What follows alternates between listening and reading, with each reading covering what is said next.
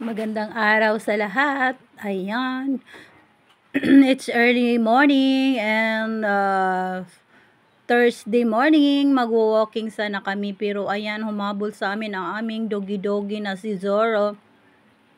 Pinipigilan kaming mag-walking or mag-jogging. So, ano kaya ang ibig niyang sabihin?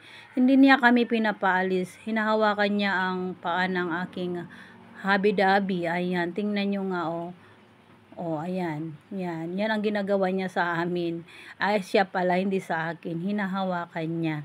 Kaya, ayun, napaano kami sa pag-alis kasi kung isasama naman namin siya, baka siya ay masagasaan or may madisgrasyang motor, siguro kami ang sisisihin kasi sinama namin ang aming doggy-doggy.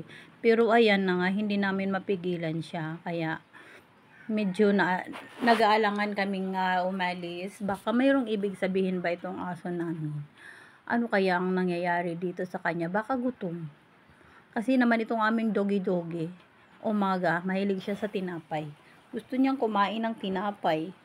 Talagang, ano niya, ang weakness niya ay tinapay. Ayan, sumasampa-sampa siya. Kaya, hindi talaga kami makaalis-alis. Ayan. Kaya tinawag ko na lang, Soro-Soro, lumapit naman siya sa akin. Ayan. Kaya ayun, hindi pa nga namin napigilan, sumama talaga siya sa aming pag-jog, pag-walk. Ayan. Ito na nga aming Soro-Soro na makulit. Maraming humahabol sa kanya ng mga doggy-doggy. Pero sinabi ko namang mga doggy-doggy na wag niyong gagalawin ang aming Soro-Soro doggy. Kasi mabait naman yung aming doggy. Kaya parang nakaintindi naman yung mga aso. Hindi talaga nila ginalaw si Zoro.